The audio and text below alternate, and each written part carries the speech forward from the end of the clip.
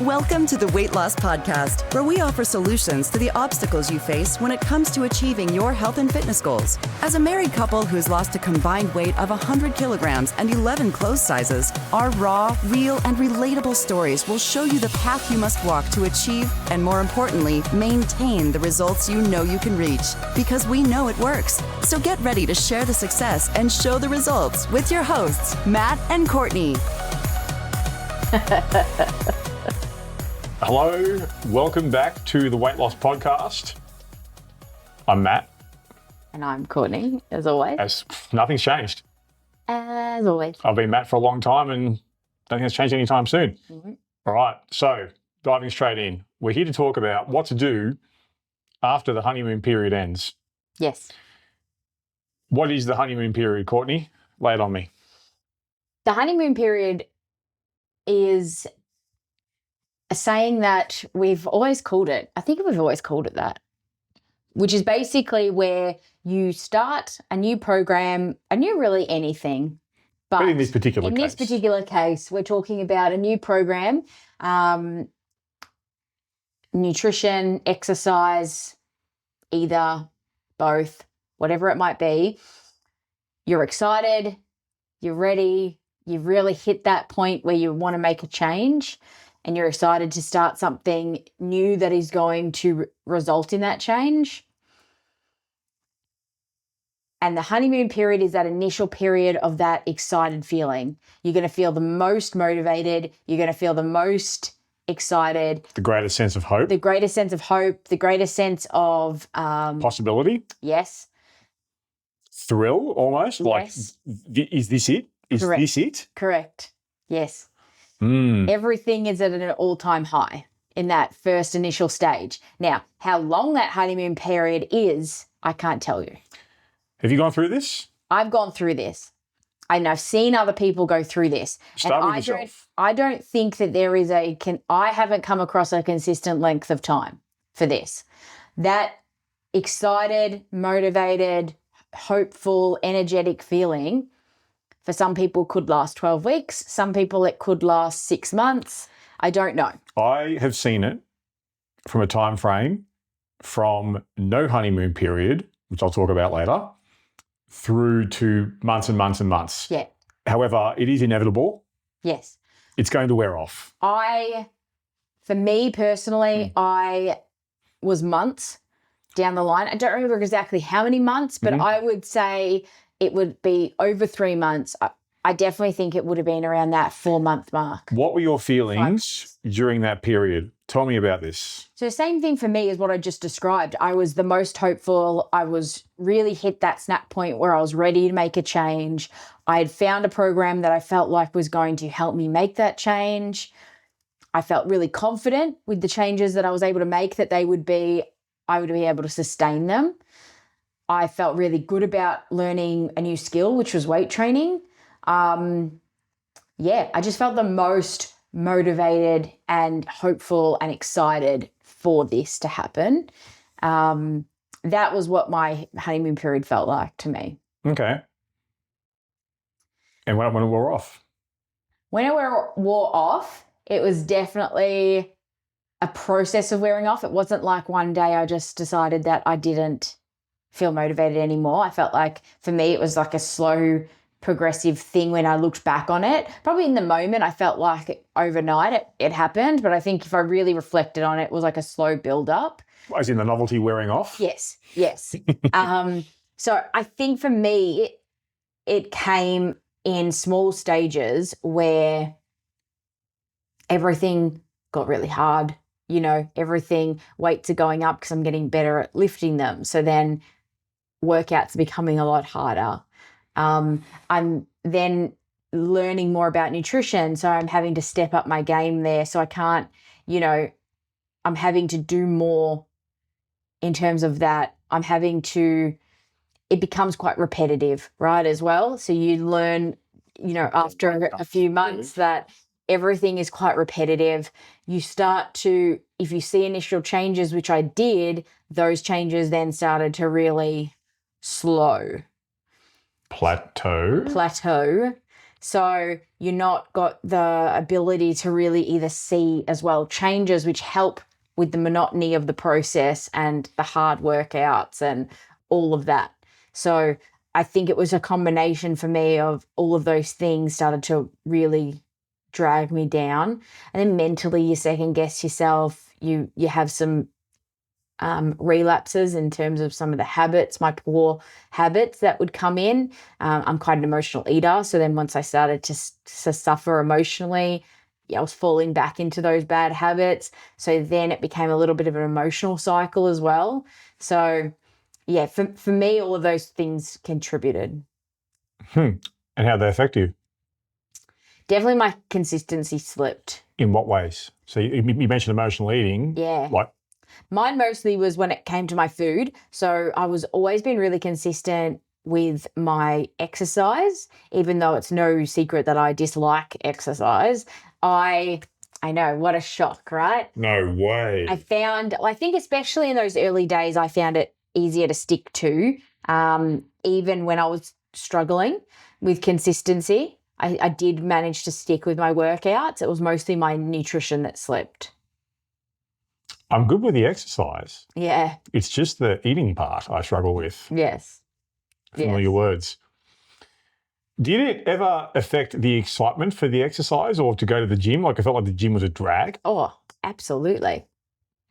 Absolutely. Were you ever, with your honeymoon period, was going to the gym exciting? I think it was at the start for me because I'd never done weight training before. So it was learning something new. The novelty of the new in that case. Yeah, I think it definitely had scared me at the start though. Like I was worried about it, obviously. Learning something new for me is not... And it's unknown. ...desirable. Like I'm not someone who feeds off learning new things. The chance that I will be bad at it, overthinking everything. So I was definitely nervous at the start doing it. But once I got over that initial nerves and realized that, hey, I was actually quite good at it and I was making really good gains straight away in terms of how well I could lift, my technique in lifting, then I was able to start going up in weight really well. So once I got comfortable with it and realized that, hey, this is something I can be good at, the excitement level went way up on that. So I used to be, even though I knew the workouts were hard, I was kind of almost excited in those early days to go to the gym because I'd found something new that I was good at, that I could really see myself doing. And it was different to any sort of workout that I've ever done before. And I was learning at the same time, right? So even back then I was being taught how to do this sort of stuff for myself on my own, that I didn't have to have someone with me all the time. So there's that transition from being nervous about, I don't know what's about to happen here. Then you cross that bridge of, oh, I can do this. I'm pretty good at this. Oh, I look forward to doing this again. Yes. Yeah? Yes. And then definitely once that honeymoon phase fell away for me, it definitely became a chore. Going to the gym was a chore? Absolutely. Whether it was with me or by yourself, doesn't matter? Yeah. If I didn't have someone checking in on like my workouts, I don't think, like if I wasn't going to the gym with you and then you could see the other days that I was at the gym, I don't know how consistent I would have been with that. So the accountability helped? Yeah, it did, definitely. Really? Definitely, yeah. Without it, what would have happened? Well, I can't say for sure because... What's your gut feel knowing you back then? I had my accountability with my food and I still didn't stop me from eating the wrong stuff. So I don't know exactly whether I could put my finger on, hey, the accountability kept me there. I don't know what mentally for me was the difference between why I was able then to stick with my workouts because of the accountability, but I didn't have that same thought with my food. I don't know what the difference was with that. It was probably easier to lie to myself about the food than it was about the workout. Would it be the emotion that's attached to eating versus exercise? It's easy to look at exercise probably more objectively, even when you're new to it. It's just like, well, I exercise, I go to the gym and I do this. Yeah, probably. It was probably also emotionally and mentally for me, it was probably a hang up of almost dealing with the guilt of not eating and not following my nutrition well enough. As in you go to the gym to try and offset that? Yeah. I reckon, I don't actively remember thinking that, but I think that it would have been in there, definitely, because I'm just knowing myself and how guilt and how emotional and overthink everything I can be, I would have tried to offset that guilt with something. Are you referring to using exercise as a trade-off? Yeah, I reckon I would have done that. Yeah. Yeah, for sure. So yeah, I think I don't know exactly what the difference was, but I do definitely know that I was definitely more consistent still with my workouts, even though it was definitely a drag to get there. I didn't enjoy it. It wasn't fun. Like in that, after that period straight after honeymoon phase, I didn't find it as fun at all. What did it feel like? Sure. Like it felt like another job that I was going to after my job. You know why that is? Because it is. Because it is. Yeah. Yeah. Yeah. Yep. Okay. So were you like in a bit of a funk from that? Yeah, I definitely got into a stage where I became complacent. I think. Complacent. Yeah. There's definitely been different stages over the years where I've fallen into this. So it wasn't just in that initial after the honeymoon phase time. But complacency was probably the best way to describe that time. Everything just felt hard. You know, I think for me as well, I had really good results in my first 3 months. At the end of my first 3 months, my first 12-week cycle, I had some noticeable results. I'm not talking about like dramatic change or anything like that, but it was noticeable. In your first 12 weeks? Yeah. No, they were dramatic. I remember. It was definitely noticeable. So I think that really got me through that first time. Didn't you shed some tears after that first lot of progress photos? I might have. I'm I don't pretty remember. sure you did. Then I think after that, because I think for me, a lot of that obvious change, like I'm talking about the physical, how my clothes fit changed, really slowed down. That affected me mentally. As in so the novelty, and I'll use the word, the novelty of the physical progress starts to slow down and that hit you? Oh, yeah, yeah. Because back then as well, I remember I hadn't learnt enough to really focus on other things, right? To notice that things were still changing. Yeah. So I didn't have the experience to recognize that sort of stuff. So physical change to me, like how my clothes fit, was to me at the time the only change. Mm-hmm. And because then it wasn't changing anymore. Or slowing down. Yeah, then you start to second guess everything. Everything becomes harder, right? So for that first 3 months, I wouldn't say it wasn't hard, but there's a novelty of putting in the effort. You're excited about the change and you're seeing changes. And you're improving. That keeps the momentum rolling. Right. But I think once for me that a lot of that change, that visual change dried up and I didn't have the experience to look for improvement in other places, that's where mentally for me, I think complacency really started to creep in. Yep. And that is when my honeymoon period flicked off and everything became a struggle. You ever Workout, think about nutrition, everything. You ever think about giving up? Oh, yeah. Really? Yeah. We never had that discussion. Yeah. Please inform me about what was going through your head. I think we've spoken in the past about in those early changes, times where you're trying to make changes, people around you probably aren't maybe making the same changes as you are. So you already feel a little bit isolated in terms of the changes you're making. And then... What do you mean? Well, you go to work and like people are eating different things. Or you go home. At the time I was living at home and, my family at the time weren't eating what I was eating. So it's already a little bit of a battle that way. And then you add on to that, you're starting to second guess what you're doing because you're not getting those obvious changes anymore. And, is that it? How much harder do I need to push? Is this as far as I can go? Is this as far as I can go? Okay. I also feel like that's when it really set in for me that this is like going to be a battle the rest of my life. Really? Yeah, I think for me, you hear it, someone tells you it's going to take a long time, someone tells you that this is a lifestyle change and you just need to, this is your life going forward.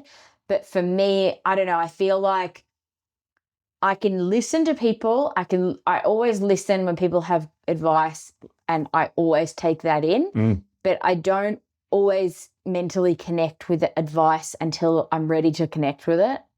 And that was advice from me at the time, where if you had told me before I started, I would have listened to it and I would have thought I connected with it, but I truly didn't connect with it until I was in it. Well, it is different between someone telling you versus you living it. Yeah. That's reasonable. Yeah. And you did think about giving up. Oh, of course. This is interesting news. I think you might be one of the few people that have never thought about giving up once you started. I think you are more of the exception to the rule. I think most people will have times in their journey where they think about giving up. I wouldn't say that. Did you think about giving up? I've had plenty of chances to give up. No, chances and thinking about it are different. Everyone's had chances to give up. Did you think about giving up? No. That's what I'm saying. So, but for me, I don't want to hijack what you're talking about here, but I was just in a situation of like, I ain't going back. Yeah. I don't give a fuck what's involved. Am I going back? And I'm not saying there's people out there that don't think the way that you have. There definitely are. I'm just saying that I think the majority would have thought about giving up. I completely agree with you. Yes. I completely agree. I just didn't know that you were having those thoughts because we never had those discussions back then. Yeah, no, we did. Because you kept showing up. Yeah. You kept putting in. You kept working hard. Honestly, you could have fooled me. Yeah. And apparently you did. Well, as I say, I think for some reason, the accountability side of doing the exercise was a lot easier for me to stick with than the nutrition. Do you think, no, I won't put the word in your mouth. What is it that kept you going? Honeymoon period wears off. You start getting a bit complacent. Things start to slow down. You start thinking about giving up. What stopped you? Because a lot of people will take any chance they get to give up. It doesn't take much, unfortunately, because of lack of resilience in many people. They're fucking weak as a packet of wet tissues. And it doesn't take much for people to be like, oh, I'm just going to stop. It's a really good question. Yeah, it is. Thank you. I haven't thought about it. So Now's the time, baby. I don't know exactly if it was just one thing. Thinking back on that time, it could have been a bit of a mixture. I think the fact that I definitely had support, like I had like you as my trainer, definitely would have helped. Yep. Because then the thought of disappointing you by saying like I was quitting would have definitely been a factor. Me as being a people pleaser, that would have been a really hard thing for me to do. I think the fact that I'd already made improvement and people had seen that improvement, really, like when I would think about it, it would remind me that, well, I did make improvement and I can't quit now because then everyone will think, what will they think of me? I think me worrying about what other people thought definitely kept me going. Is it because people had already noticed the improvement you were making? I think that was part of it. Yeah, there was already comments on the improvement that I was making, not like actively, but people had commented. There are observations made, obviously. Yes. Yeah. I think that would have played into it. I think outside of that, I don't know. I'd love to say that I was just mentally strong enough, but I actually truly think if you really asked me to pick one thing, it was probably the fear of what other people would say. So for once, worrying about what others think has worked out in your favor. Yeah, I actually think it would, because I truly don't think that I could sit here honestly and say it was just me being stubborn or me just having the willpower to just push through adversity. I just don't think, if I'm being honest with myself, I would say that they were the things. So we have sat here on this podcast for the better part of 8 years, basically saying in 50 different ways, stop giving a fuck about what other people think. Now you're telling me that the reason you didn't give up was because you were worried about what other people think. I think that would have been a big factor. Holy shit. I think that would have been a big factor. We need to go back and re-record a whole bunch of podcasts now. I'm not saying that was the factor, but I think it definitely would have been in there. More of a factor than I'm just stubborn enough to prove everyone wrong. Question. Would it have been different if you hadn't have made the improvements that you already had up to that point? Could have been, yeah. Because a lot of people do quiet quit. I think it definitely could have been if people hadn't have noticed, if less people knew what I was doing. Maybe also if I was doing it alone without a support system. I mean, quite quit, right? You can just stop. No one knows. There's nobody to keep you accountable at all. I definitely think I would have quit. I think the no results thing was a big one too, because I'm still remembering, like, back then I didn't have, as I mentioned, I didn't have the experience to know to look at other places for improvement. To me back then, it was solely based on appearance. If I didn't look different, then I was failing. The whole thing's fucked. Yeah. Question. When you were doing your preparation for your bikini photo shoot, did you ever think about giving up through that? Why? Because everyone knew what I was doing. Bingo. I don't think, personally, and please by all means disagree, just what I'm hearing you say, I don't think it was probably so much because, well, maybe a little bit of what other people are thinking, but I think the crux here is blackmailing yourself into succeeding. Yeah. Because when enough people loudly, you can't do a silent blackmail either. No, well, the thing is, with that original start that you made, enough people knew to be like, well, if I give up, like, well, this is on me and people know about it. Then with the bikini photo shoot, like, you went fucking way public on that. Like, hey, everyone, follow me as I do this. Fucking, you can't give up now. Does that not speak to the level of accountability that personal blackmail can sometimes provide? Yes. Yes. Do we add this to the tip section? It should be. Fucking blackmail yourself once the honeymoon period ends? It should be. One moment, please. Talk amongst yourselves. We could just say it now. Like, that is a tip. We'll get back to more tips in a minute. But the first tip is, we'll get to that. Blackmail loudly, I think, is a great idea. We'll get to that. That's real. That's okay. I think we're onto something there. Interesting. Well, we're getting closer to the tips anyway. Is there anything else related to, you haven't had this? I mean, you've been asking me all these questions, and the reason for that is because when Matt and I were talking before we started this podcast about this topic, we realized that we had very different experiences with this, because as Matt has slightly pointed out before, he didn't have this honeymoon period ending. He didn't have... It's because it didn't start. An end. So we have a little bit different experiences to this. That's why it's a great thing to talk about. Like, I've seen this thing exists because I see it with virtually every single person I've ever interacted with since we started doing this work. Since I started before you.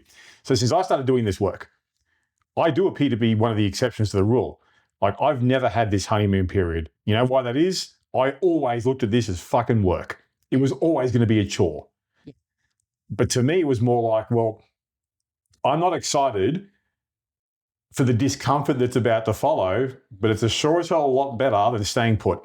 Yeah. So for me, yeah, there was no honeymoon period.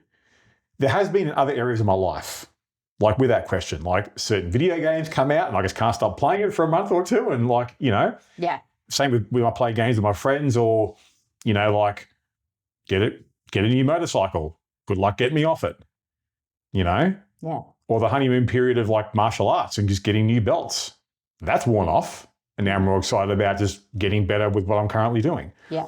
From this perspective, with what we're talking about with this podcast, never had a honeymoon period. Yeah. Ever. Because it's just for me personally, right from the word go, it's always felt like work. It's always felt like a chore. Now, those things have wavered. There's been some times where, even currently, like these days, I still have some days where it just feels like a fucking drag getting to the gym. Yeah. Other days, don't even think, up, autopilot, let's go. I mean, I still go either way. It's just some days feel easier than others.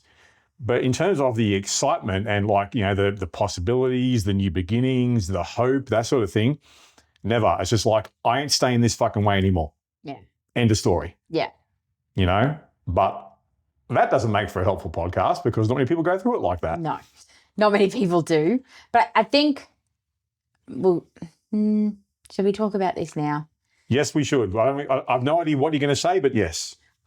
This could be bordering on our first tip, but I think the biggest thing to know is that it's normal for that excitement if you experience it at the start. So you didn't, right? You saw it as like a job from the beginning. I know what you're getting at here. Is it normal for the honeymoon period to wear off? Yes. Yes. Does it mean that everyone's going to have it? Well, I'm living proof of some people won't. Is it normal to not have it? Yes. Well, is it possible to not have it? Yes. But when you do have it, will it wear off? Yeah, it will. Yeah. Absolutely. It actually will always wear off. Yeah. So it's not even inevitable. like you shouldn't even think like, oh, will it wear off? It will. It's not if. It's not if, it's when. When yeah. it wears off. For sure. I don't think that there is a perfect timeline for that. It could wear off after the first week. It could be literally. It could be after the first workout. It could be your first. Like, fuck this. Your first leg day. Yeah.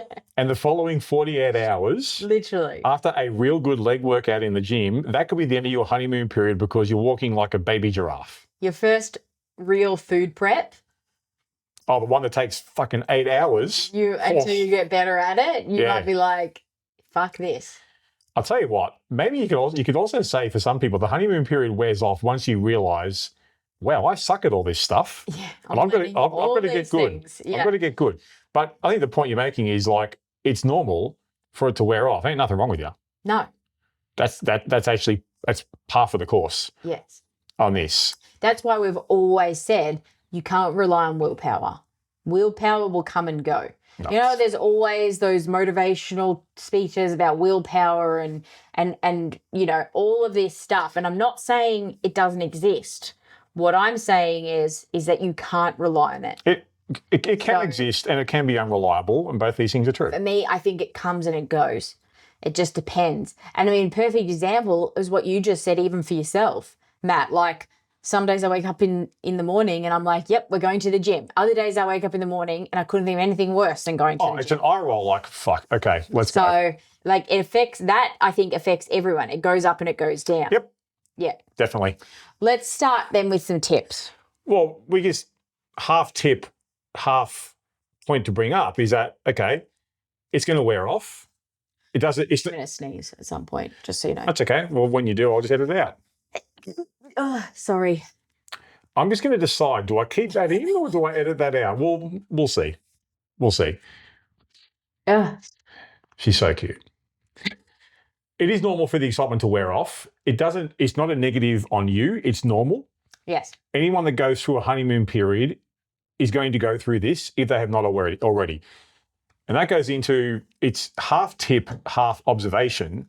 But I want to start where once it wears off, what you've got left and what you're looking at is what was always there in the first place. You, my friend, have work to do. Yes. That's what you signed up for. To be fair, you signed up for the discomfort and the challenge and the hard shit. And it was always there, except now that's what's left. The honeymoon period actually tends to camouflage the work. Yes. Because the gym sessions, the meal prepping, if you're working with like a PT or a coach, the accountability and the discomfort of like showing other people what you're doing, yes, warts and all, you know, that was always there. It's just that when you're excited, you like mentally gloss over that sort of thing. So what's left is the work, but that's what it was about from day one. It's just now it's staring you right in the face. Correct. And this is where we go into the hard tips that we've got here. And I wrote down the first one here, which to me is once this period wears off, once the shine comes off what you're doing, is to start to focus. And you said before, Courtney, you weren't experienced enough in recognizing wins in other areas. Easier said than done, but please learn from Courtney. Yeah. When it comes to this. It's so important. Focus on the process and start looking for wins in various areas that are there. So we talk about small wins, which we talk about a lot. And for a good reason. Like, what are we talking about here? Small wins. So we're talking about getting stronger in the gym. Are we tracking our workouts? Yeah. If not, what are you doing? We're tracking our workouts. Am I getting stronger? Or if I'm doing fitness work or whatever, am I getting faster? Am I getting better endurance? Am I recovering faster from my workouts? Like, you name it. It could be a consistency win. So you hit all of your scheduled workouts for the week, or it could be you hit your meal prep goal for the week. You could even go a step like backwards from that. I'm now having breakfast. Yeah. Like it could be like what you don't even think is a win, but it is. Like you have to really look back and have some perspective if you're really struggling with that, and step back and say, okay, what did my life look like before I started this? Yes. What did my day look like? What did my week look like? And every single difference that you can find is a win. Yeah. What am I doing better now, even if it seems insignificant? Yes. What am I doing? Because it's not. It's not. What am I doing better now than I was before? Yeah. So for someone, it could be, well, I used to be someone that wouldn't eat until after midday each day. Yeah. Now I'm having breakfast when I wake up. Yeah. It could be someone who never drank water, only drank soda drinks. Yeah. Mm-hmm. It could be anything like that whatsoever. You sort of have to look back and have some perspective, and it gives you a lot of energy to me to be like, that's right, I have changed all these things. And they seem insignificant in your day-to-day life, in your week, when you're doing them all the time. But they add up. When you look back on what you did before, they're often really big changes. Well, they compound and add up together. So in the moment, a small little improvement is just a fraction of a 1%er. Yeah. But if you're doing those daily, weekly, monthly, and then it becomes year 1, year 2, year 3. Yeah. And like for me now, fast forward to year 20 something, and then you look back on the totality of it all, it's like, oh shit. Yeah. It could be that you're just feeling better. It could be that you're craving sugar less. It could be that more energy when you wake up. You've got more energy. It could be that your skin's clearing up. It could be that your hair grows longer. I don't know what it is, but you will be able to find. It can be things like if you're someone who has a history of binge eating, right? And you're noticing that you still binge from time to time, but they're a whole lot less than they used to be. They're less frequent. Yep. And then they last not as long. They're over faster and you're moving on quicker. You're bouncing back a little bit faster each time. Win. These are the sort of things you start to look for. Yes. Because this is what's going to happen. And it's like, I wrote down here that it's like transitioning the excitement. Yes. From the excitement of a new beginning, a new possibility, that sense of hope and that thrill of, something new, and transitioning it from that over to these little wins you're starting to rack up as part of the process. Yes. Because that's where, like, I personally, I do get excited, like, okay, I'm performing well on the gym. I'm recovering well from my martial arts training.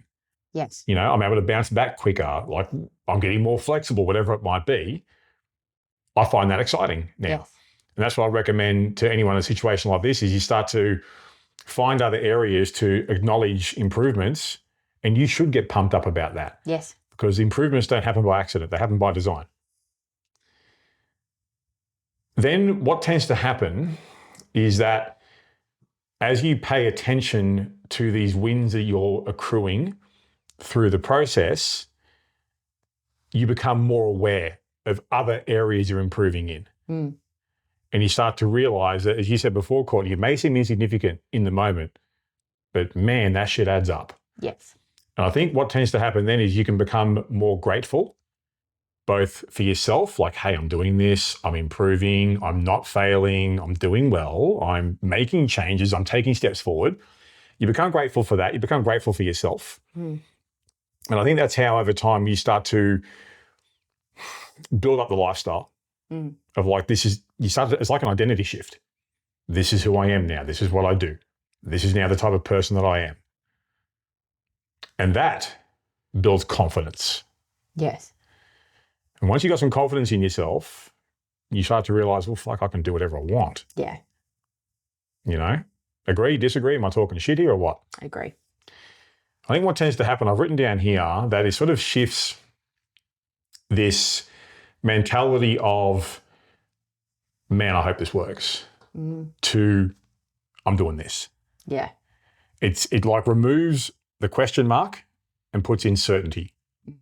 Like, this is happening. I'm doing it. I'm moving forward. I'm making improvements.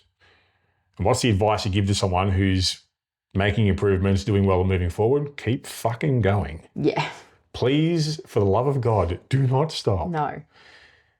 Now, speaking of tips here, you've got one here, Courtney, that I need to ask you about. It's okay to hate the process sometimes. Yeah. What's up? I put this one in there because I think just like us saying that it's normal for this to have, if you have a honeymoon phase and it's normal to have one, it's normal that it's going to end.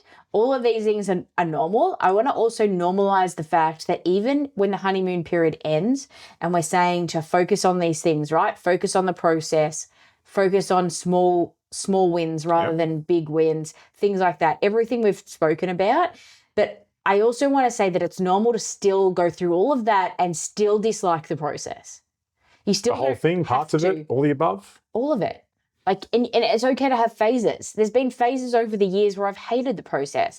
I've hated meal prep. I've hated going to the gym. You know, there's parts of it that I could genuinely say, like, oh, I hate that. But I do it anyway, right? Because it's part of my routine. It's part of the way that I live. And I don't really actively think about like, oh, I hate that part or something. But if you asked me, I would tell you, yeah, I hate that.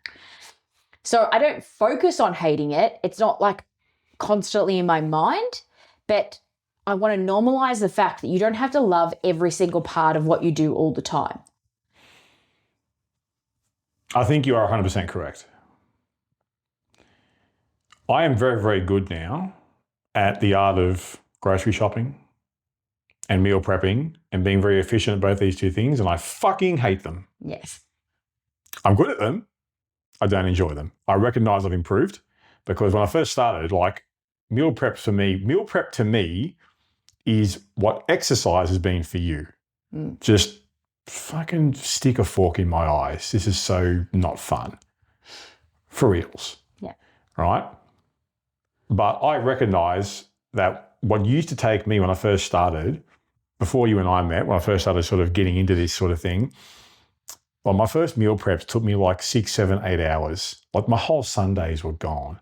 And you know how much I value my Sundays to myself. Yes. And the idea of spending, like I would spend the entire Sunday like battling the hordes at the supermarket, the fucking zombie apocalypse. And then in the kitchen all afternoon, it was just the biggest drag. And I hated it so much. Now, if I put my mind to it, I can do it an hour and a half, 2 hours. Yeah. All the above, like everything, shopping, prepping, the whole lot. It's as unenjoyable for me now as it was then. Yeah. You know, so I think you're correct. It's okay to not like parts of this process. There's some parts I do like. Like I enjoy the weight training. Yeah. Because I enjoy pushing myself and challenging myself, and I enjoy the improvements that come with it. But to be fair, I enjoy what it does for me. Yeah.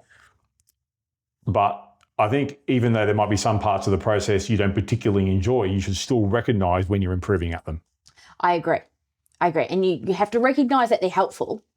They're helping you get to where you want to be. I think that's actually a key part. But you don't have to like it. If parts of the process aren't helping you get to where you want to be, maybe you cut them out of the process. Maybe we need to reevaluate those. What you're actually doing there. But if they're parts that are clearly contributing to you on an upwards trajectory, moving in the right direction, and you don't enjoy them, cool. Both those two things can be true at the same time. And then the third thing, you can still improve at that thing. Yeah. Yeah. Okay. Anything else you want to add on that one? Let's blackmail. Let's go. So we touched on it just before you mentioned it. We're just going to circle back around to it. Yeah. This is a big one because this has worked for me in especially business related areas to get our work and our business moving along. Personal blackmail on that level for me has been incredibly powerful. And I've seen it with you, Courtney. I've seen it with plenty of other people as well in our line of work. Personal blackmail is insanely terrifying, but almost like the ultimate fuel. If you want to dramatically improve your chances of succeeding at anything, fucking tell people you're going to do it. Have your statement of intent and just lay it out there and put the spotlight on you, which is the complete opposite of what most people think would be a good idea. Like, it sounds bad. Yeah. And I think you can do this in so many different ways. Like, it doesn't have to be announced to every single person in your life. It could just be announced to your closest support people. But even then, just putting it out there, somebody else hearing what your goal is and knowing that does have a psychological, emotional impact on you. It did for me. It has for me in the past. And I agree with you. We've seen it with other people as well, clients. It has worked. It's worked for us from not only from a weight loss journey, but even from a business standpoint. It's definitely worked out that when we've sort of voiced out loud what we plan to do, what our goal is or something like that, there is an extra sense of accountability. Well, the thing is that sort of blackmail doesn't just stop at letting people know what you're doing. It can be putting yourself on the hook for things, like committing to something, signing up for coaching or support or whatever, or accountability, whatever it might be. I've seen clients put, not our clients, but I've seen clients of other trainers put money down on the fact that they're going to hit certain goals, like from their savings. They've sort of put money on the line. Mm-hmm. They've put lots of different things on the line. And those sort of things aren't for everyone. It's not necessarily going to motivate everyone, but it's finding something that's going to work for you. What it is, it's about putting yourself in a position where you have to succeed. Yeah. You have to. Yeah. Because there are genuine consequences to not succeeding, which are very different to you giving yourself the possibility of quiet quitting. Quiet quitting is the main one. What is going to stop you from quietly quitting? Blackmailing yourself in some way, be it financial, be it the embarrassment of everyone knowing that you've given up, whatever it might be. There's different ways to skin that cat. There's no right way. But it comes down to the individual. What's going to psychologically impact you the most? I'll use the word motivate. What's going to psychologically motivate you to get this job done? Yeah. And it is to put yourself in a position where you must succeed, because the consequences of not succeeding are shit. Yeah. And it's worked. Yep. And that actually, I'll tell you what, that might be a separate podcast that we do. Talking about blackmail? Yeah, we can do that. We'll add it to the list. Yeah. Anything else you feel you want to add here that we haven't got written down? No, I don't think so. How do we sum this up? Well, I think the easiest part is that hopefully you have a better understanding now of what the honeymoon period is. The fact that it's normal. We're talking to you, by the way. Yes. Pointing at the camera. The fact that it's normal if you experience it, it's going to end. If you are in it right now, just know that it is going to end. It's temporary, and there's nothing wrong with you. It's fine. I hope the tips that we've given will either help you out of that, or if you have experienced this in the past, will give you a bit of self-reflection as well. Complacency, I feel like, can pop up throughout your journey, not just after the honeymoon phase. So these tips will help with if you're just experiencing not necessarily a honeymoon phase, but you are in the bout of a bit of complacency. I think these tips will also really help you out as well. Well, I hope so. You've listened to this point. Hopefully they're helpful. Hopefully they have. Do we wrap it up? Yep. All right. We have a Facebook group. Yeah. Where can you find our Facebook group? It's on Facebook. You do this every time. It's on Facebook and it's called the Weight Loss Podcast. And what should happen? You should join the Facebook group if you're not already joined. Me? I'm in there. You're in there. So join the Facebook group, definitely. You can email us at podcast@weightlosspodcast.com. Yes. And that's a wrap. No, it's not. Oh. We're on YouTube. Oh, yeah. We are brand new to YouTube. Yeah. Please do us a favor. We want to sort of get ourselves out there and help more people. Please do us a solid. If you are watching or listening to us on YouTube, like this video, subscribe to the channel. Like, it all helps. Feel free to leave a comment. Tell us how shit we are. Tell us how good we are, like somewhere in the middle. Like, subscribe, comment. It really is going to help out, because we would like to get a bit more of a presence on YouTube, because we're brand new. Yes, we are. We've been Spotify Apple and Amazon. We don't do the YouTube thing. We do now. That's why this whole room is now set up for that. So yes, if you're digesting us on YouTube, or you do have access to YouTube, please come find us there and just do us a solid. Yeah. Like, comment, and subscribe. Like, Courtney will make you coffee. She makes a great coffee. All right. At that point, let's wrap it up. Yep. Thank you for joining us. Hopefully you got a lot out of this. If not, well, we'll try better again next time. Blame Matt. Yeah, always blame me. See you soon. Bye. Are you ready to share your success? Head over to our website for full access to our show notes, resources based on today's topic, and links to our Facebook group so you can share your story with our hosts and many others out there who are looking to achieve and maintain their health and fitness goals. You can find all that and more exclusively at theweightlosspodcast.com.